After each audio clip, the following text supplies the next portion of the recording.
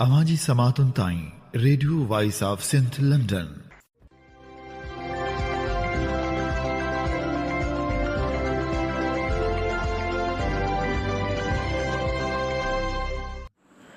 अवीं ॿुधी रहिया आहियो radio voice of Sindh London.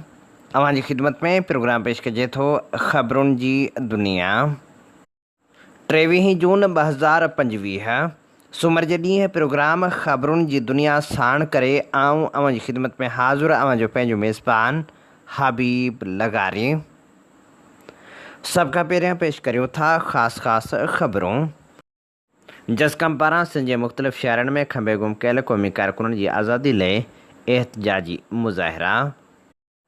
Sindh तरक़ी पसंद पार्टी जो सरबराह डॉक्टर कादर मसी ॻोठ बजराणी लगारी पहुतो। शहीदनि जे क़बरनि ते हाज़िरी भेटा पेश, वारसनि सां मुलाक़ात ऐं ताज़ियत। सिंध हारी कमेटी जे अॻवान कामरेड अकबर ख़ान जतोई जी क़ौमी अवामी तहरीक जे सरबराह अयाज़ लतीफ़ पलीजीअ सां मुलाक़ात। क़बीलाई झड़नि जे ख़ात्मे जे हवाले सां ॻाल्हियूं, जदोजहद करण ते इतफ़ाक़। यूनियन काउंसिल सेठार जा बाला जो इजलास। तारीख़ में पहिरियों भेरो सिंधु दरिया मां कैनाल कढण ख़िलाफ़ करारदाद मंज़ूर। हाणे पेश करियूं था तफ़सीली ख़बरूं। जसकम जे मरकज़ी सॾ ते सिंध मां खंभे गुम कयल क़ौमी कारकुननि जी आज़ादी लाइ सिंध जे मुख़्तलिफ़ शहरनि में एहतजाजी मुज़ाहिरा करे सख़्तु नारेबाज़ी कई वई ऐं मुतालबो कयो वियो त खंभे गुम कयल क़ौमी कारकुननि खे फ़ौरी तौर ते आज़ादु कयो वञे। जसकम जे मरकज़ी सॾ ते जसकम नुशरफ फिरोज़ जे चीफ ऑर्गेनाइज़र फैसल मस्तोई अज़ीज़ भंगवार ऐं ॿियनि क़ौमी कारकुननि खे खंभे गुम करण ख़िलाफ़ जसकम ज़िले हैदराबाद जे चीफ एडवोकेट नवाब ख़ान बुर्दी, ज़िले ऑर्गेनाइज़र आसिफ़ पंवर, तालकी ऑर्गेनाइज़र शान अघेम, यूनिट शहरीअ जी क़यादत साईं बख़्श बुरफ़त, महबूब पंवर, रियाज़ सिंधी ऐं ॿियनि जी अॻवाणी में एहतजाजी मुज़ाहिरो कयो वियो। एहतजाजी मुज़ाहिरे में हादी बख़्श बुर्दी, चनेसर ख़ासकली, न्याज़ पंवर, शाबान हाजाणो ऐं ॿिया पिणु शरीक थिया। जसकम यूनिट फुल में पिणु फैसल मस्तोई, अज़ीज़ भंगवार, बाग़ी सुहेल, पल, बशीर शर, रुस्तम शर ऐं ॿियनि क़ौमी कारकुननि जी आज़ादी लाइ एहतजाजी मुज़ाहिरो कयो वियो।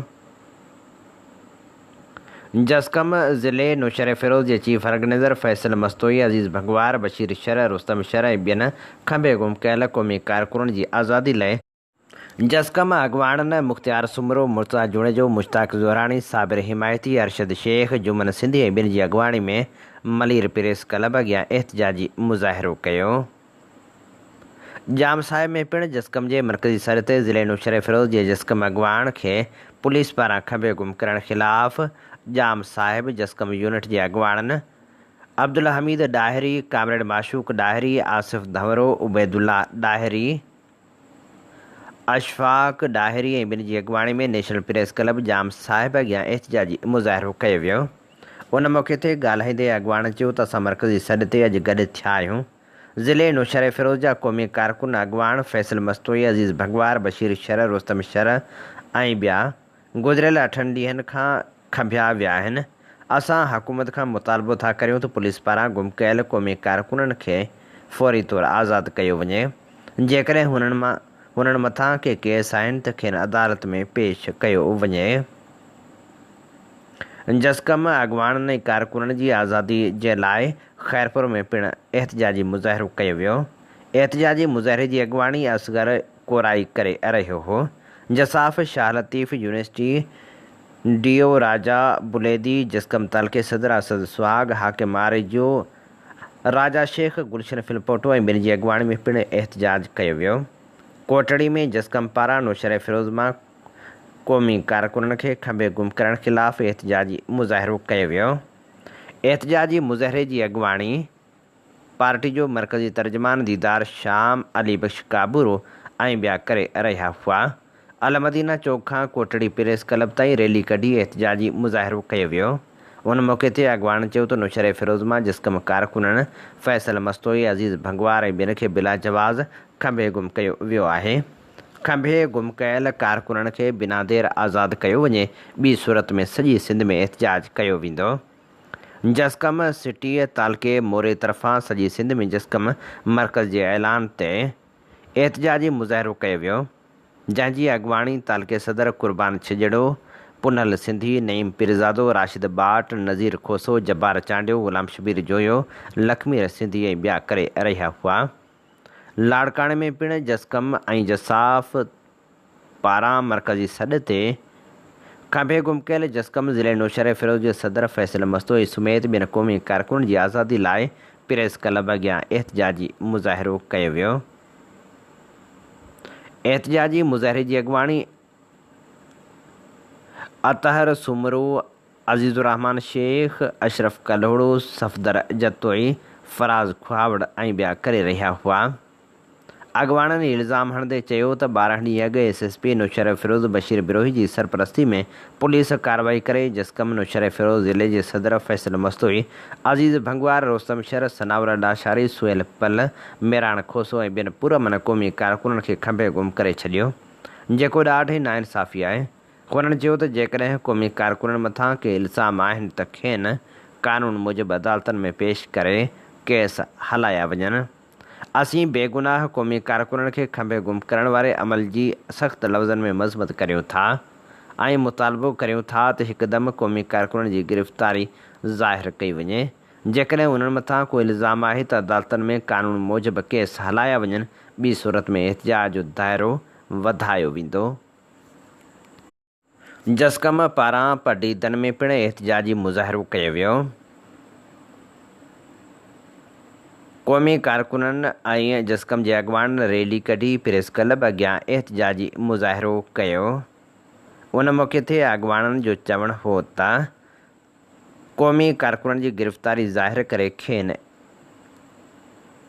आज़ादु कयो वञे। जेकॾहिं क़ौमी कारकुननि खे आज़ादु न कयो वियो त एहतजाजी तहरीक हलाई वेंदी। यूनियन काउंसिल सेठारजा बाला इजलास में सिंधु दरिया मां कैनाल कढण ख़िलाफ़ करारदाद मंज़ूर कई वई। उन मौक़े ते अॻुवाण चयो त सिंधु दरिया असांजो जियापो आहे। महर महीने खां यूनियन काउंसिल सेठारजा बाला जे ॻोठनि खे रोशन रखण लाइ लाइटूं लॻायूं वेंदियूं।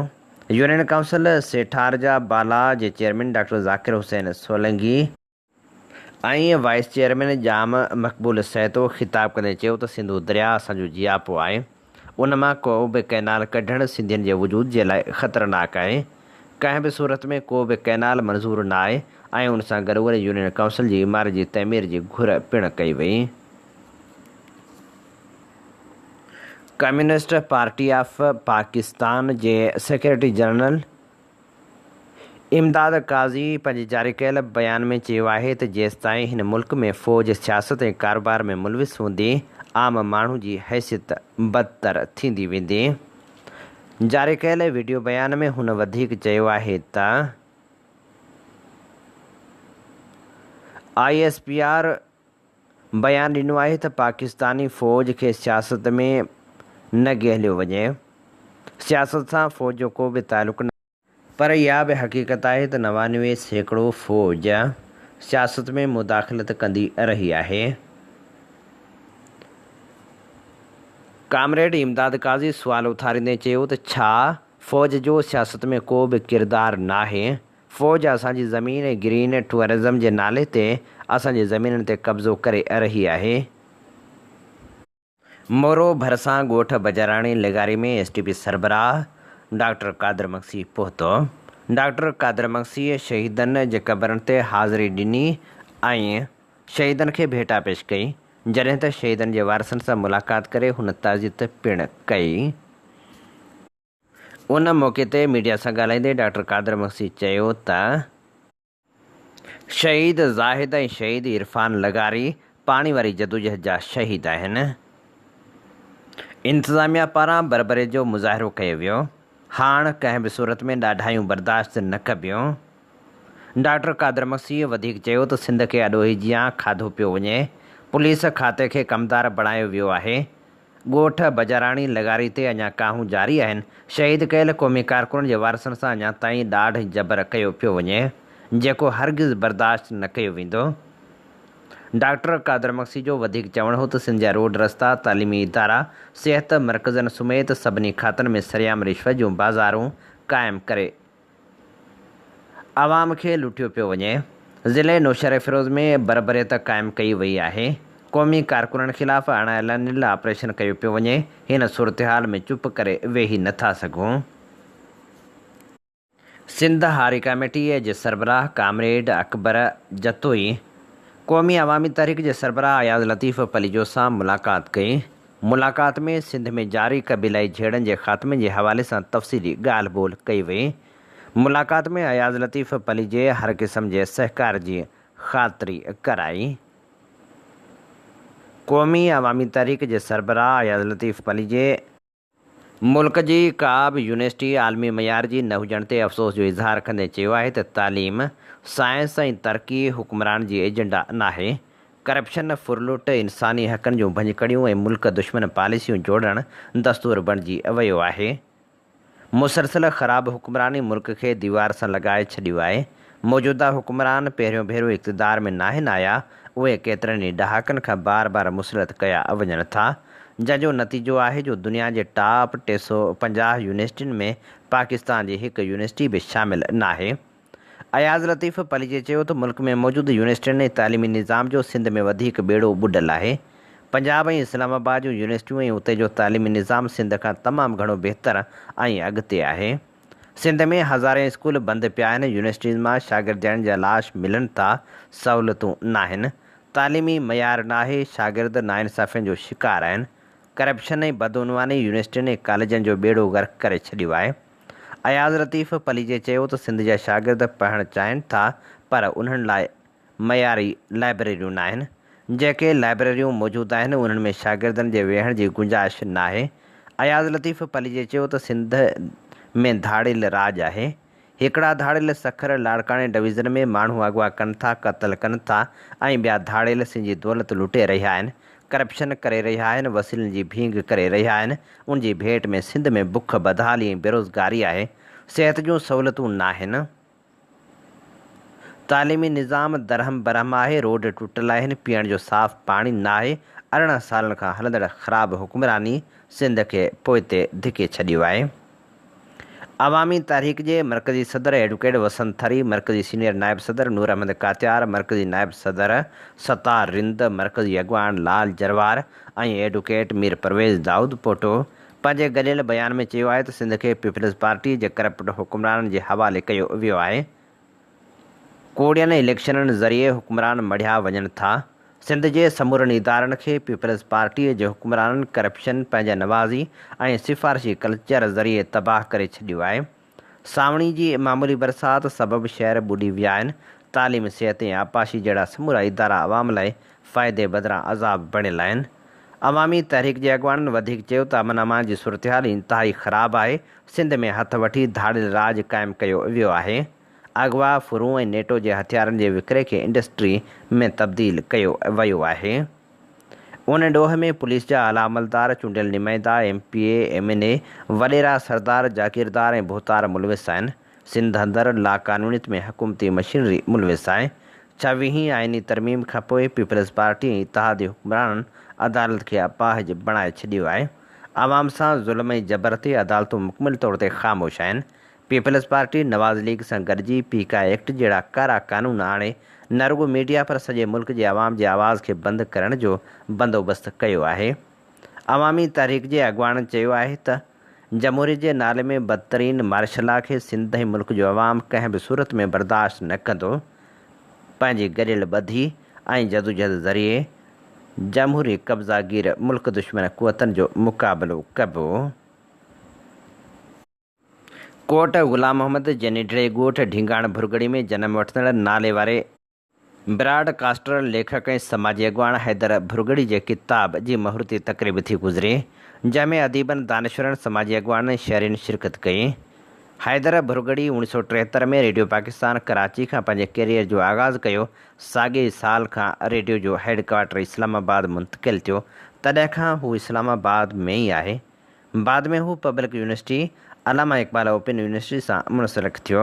संस्था अंग्रेज़ी में लिखियल किताब असल में संदसि किश्तवार लिखियल मज़मूननि जो मजमूओ आहे, जेके हुन फेसबुक ते लिखिया। हाणे उन्हनि मज़मूननि जो मजमूओ किताबी सूरत में शाया थियो आहे, जंहिंमें 60-70 जे ॾहाके वारी पुरमन कराची जी तारीख़, उन दौर जे पढ़ियल लिखियल तबिके ऐं उन जूं यादगिरियूं आहिनि। इस्लामाबाद जो ठहण ऐं पोइ तेज़ी सां वधण समेत दुनिया जहान जे सफ़रनि ऐं मज़ाह जा किस्सा बि किताब में शामिल आहिनि।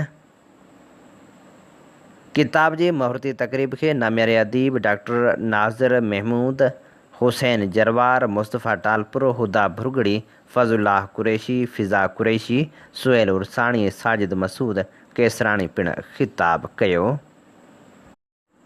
पब्लिक हेल्थ इंजीनियरिंग सिंध जे इदारे जा मुलाज़िम 13 साल गुज़रण बावजूदि पका न थी सघिया। लाड़काणे में मुस्तक़िली लाइ एहतिजाजी मुज़ाहिरो, रैली।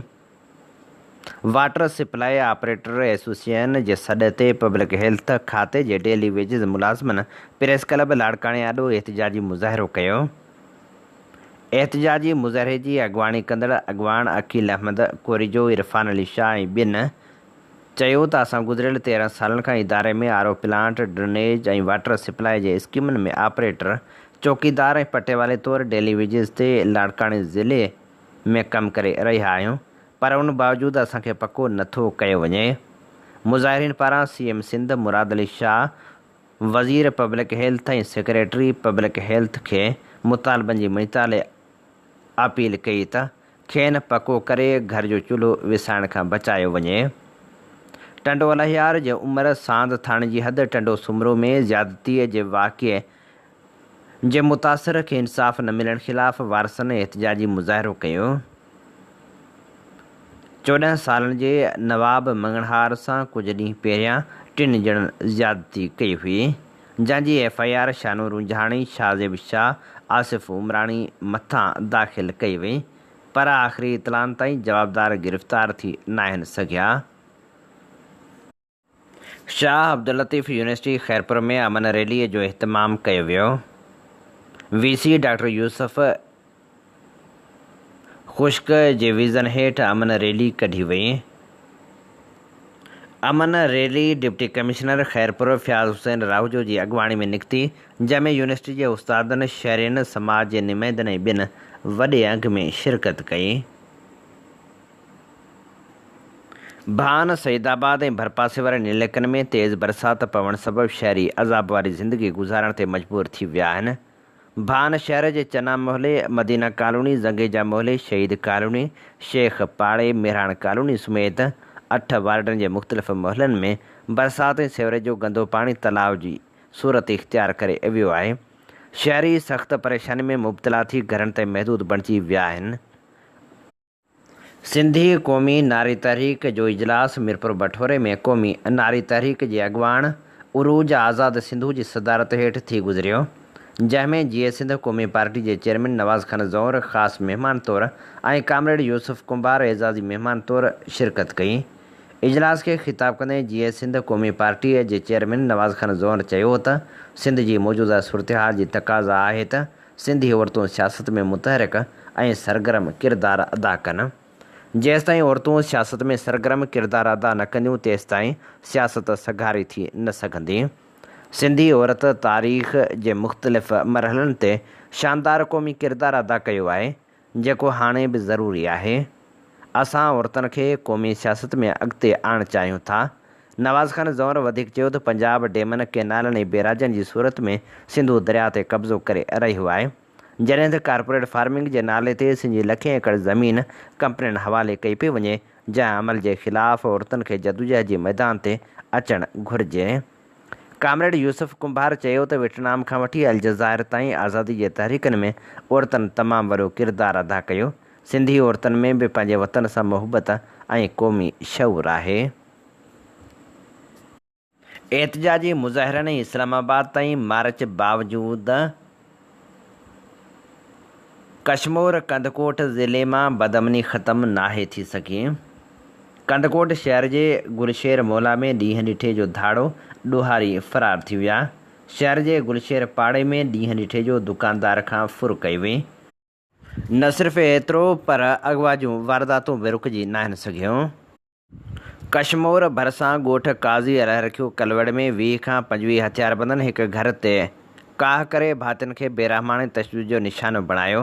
हथियारबंद 15 सालनि जे नीगर वारिस अली पुट याकी कलवड़ खे अगवा करे फायरिंग कंदा कचे वारे इलाइक़े ॾांहुं फ़रार थी विया। धाड़ेलनि जी फायरिंग में वाटड़ू ॿारड़ी सख़्तु ज़ख़्मी थी पई, जंहिंखे तिबी इमदाद फ़राहम करे रहीम यार ख़ान इस्पताल मुंतक़िल कयो वियो आहे। अगवा थियल नीगर जी माउ ऐं वारस औरतनि पाक किताब खणी घरां निकिरी एहतजाज कयो। वारस औरतनि पाक किताब खणी तक जे चूंडियल नुमाइंदनि खे नीगर जी बाज़ियाबी लाइ अपीलूं कयूं। वफ़ाक़ी हुकूमत हर सूरत में डैम ठाहिण लाइ बज़िद आहे। तरक़ी ऐं रिथाबंदी वारे वफ़ाक़ी वज़ीर अहसन इक़बाल सूबनि खे पैसा घटि ॾियण ऐं डैम मनसूबनि लाइ वधीक लागत रखण जी तजवीज़ ॾिनी आहे। वफ़ाक़ी वज़ीर चयो आहे त सूबनि खे वधीक पैसा ॾियण सबबि डैमनि ते कमु नथो थिए, उन करे सूबनि जा फंड घटाया वञनि। हुन चयो त हुकूमत जेका टैक्स गॾु करे थी उन जो 60% सूबनि ॾांहुं हलियो वञे थो। इहो ई हाल रहियो त ईंदड़ 2 या 3 सालनि में तरक़ियाती बजट 1000 रुपयनि खां घटि थी 500 अरब रुपया रहिजी वेंदी। कराची जे मुख़्तलिफ़ इलाइक़नि मां बरसाति जो पाणी निकाल न थियण करे शहरी अज़ाब वारी ज़िंदगी गुज़ारण ते मजबूर आहिनि। कराची में हेठाहीं वारा इलाइक़ा पाणी हेठि हुअण करे माण्हुनि खे अच वञ में सख़्तु ॾुखियाई पेश आहे।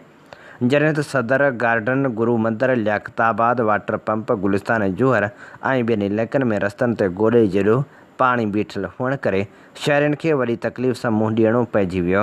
होॾां Sindh assembly, Sindh high court ऐं सिटी कोर्ट ॾाढो रोड ते तलाउ ठही विया। ॿिए तरफ़ मरीर में बि हेठाहीं वारा इलाइक़ा तलाउ में तब्दील थी विया। बरसाती पाणी निकाल करणु हुकूमती इदारनि लाइ चैलेंज बणिजी वियो आहे।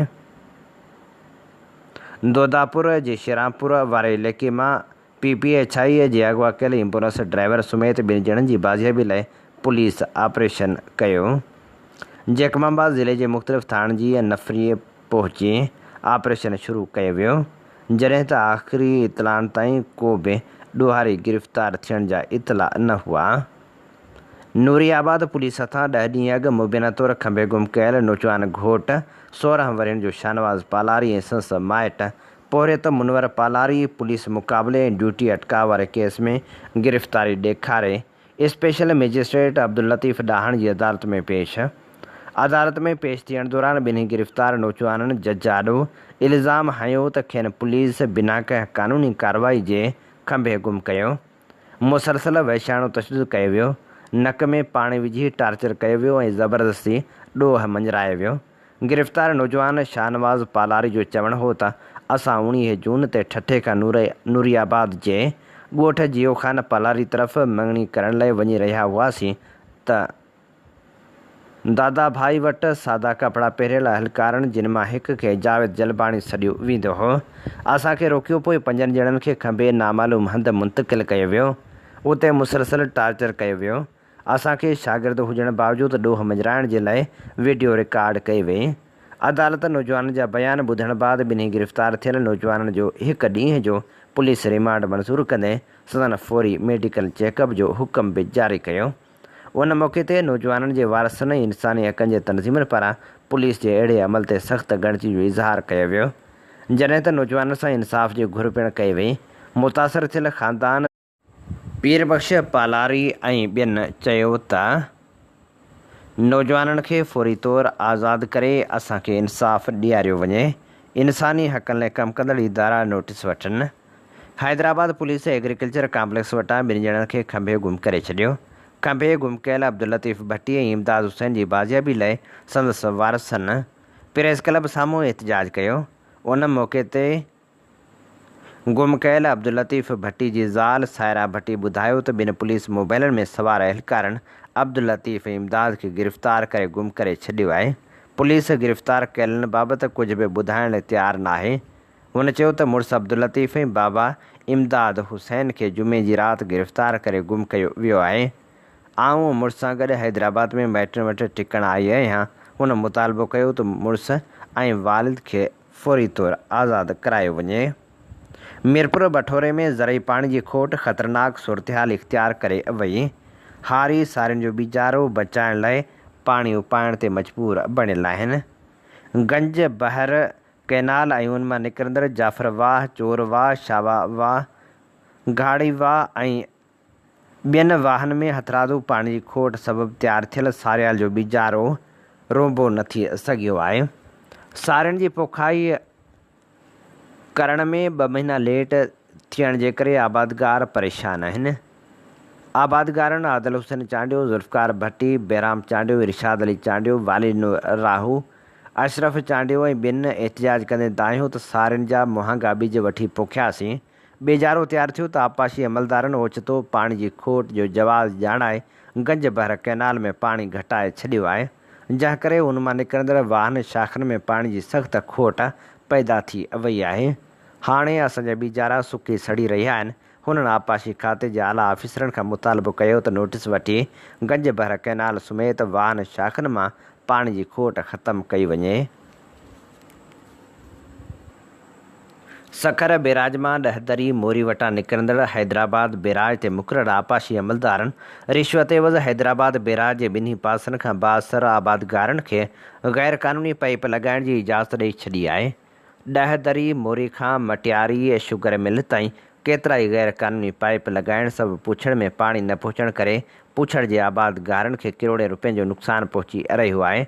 पुछड़ी में पाणी न पहुचण करे आबादगार फसल पोखे न आहिनि सघिया, जॾहिं त पुछड़ जे आबादगारनि पाणी जी ग़ैर क़ानूनी चोरी ऐं पुछड़ में पाणी न पहुचण ख़िलाफ़ हैदराबाद बैराज जे पुछड़ जे आबादगारनि केतिरा ई दफ़ा मुज़ाहिरा करे धरणा पिणु हया, पर आपाशी अमलदारनि न पाणी जी चोरी बंदि कराई न ई वरी ग़ैर क़ानूनी पाइप कढराया। बाख़बर ज़रियनि खां मालूम थियो आहे त आपाशी अमलदार हर महीने बासर ऐं पाणी चोरी कंदड़ ज़मींदारनि खां लखें रुपया रिश्वत वठनि था। 2023 में हैदराबाद बैराज जे ॿिन्ही पासनि ते किरोड़े रुपयनि जा बीठल वण आपाशी अमलदारनि वढराए पंहिंजा पेट भरिया। 1 रुपयो बि सरकारी ख़ज़ाने में जमा न करायो वियो। सरकारी वणनि जी वाढी ऐं विकिरे ख़िलाफ़ इलाइक़े जे कुझु माण्हुनि एंटी करप्शन खाते मटियारी खे दरख़्वास्तूं कयूं, पर उन्हनि दरख़्वास्तनि ते अमल न थियो ऐं कंहिं बि क़िस्म जी आपाशी अमलदारनि ख़िलाफ़ कार्रवाई न थी। मलीर में पिपरी जे मुख़्तलिफ़ इलाइक़नि में 3 ॾींहनि खां बिजली बंदि हुजण ते के इलेक्ट्रिक इंतिज़ामिया ख़िलाफ़ मुख़्तलिफ़ इमाम बारगाह जे मज़हबी आलमनि ऐं आज़ादारनि स्टील टाउन मोड़ वटि एहतिजाजी मुज़ाहिरो करे धरणो हयो। धरणे सबबु गाॾियुनि जूं कतारूं लॻी वियूं। एहतिजाज कंदड़नि जो चवणु हो त 3 ॾींहनि खां पोइ बि बिजली न खोली वई आहे। 3 ॾींहं गुज़री चुका आहिनि जो बिजली बंदि आहे। हुननि मुतालबो कयो त फौरी तौर ते बिजली बहाल कई वञे। किंझर ढंढ घुमण आयल मेहड़वासी 2 नौजवान दोस्त पुरस्रार नमूने गुम थी विया। मेहड़ जे ॻोठ पुराचू जा रहवासी 2 नौजवान दोस्त ख़ान मोहम्मद सोलंगी, अमजद सोलंगी ऐं यासिर मैसर 2 ॾींहं अॻु किंझर ढंढ घुमण लाइ आया हुआ, जिते आख़िरी भेरो संदन वारसनि सां राबितो थियो, जंहिं बाद नौजवान जो 5 वारसनि सां राबितो कटिजी वियो। संदन वारसनि जो चवणु आहे त नौजवान जा मोबाइल फ़ोन नंबर बंदि आहिनि, ॻोल्हा बावजूदि पतो पइजी न आहे सघियो। हीअ असीं अव्हांजी ख़िदमत में पेश करे रहिया हुआसीं ख़बरूं। इन ते ई प्रोग्राम ख़बरुनि जी दुनिया जो वक़्तु पुॼाणी ते पहुचे थो। पंहिंजे मेज़बान हबीब लगारी खे ॾींदा इजाज़त। जेॾहिं पेर तेॾहिं ख़ैर। अवां जी समातुनि ताईं radio voice of Sindh London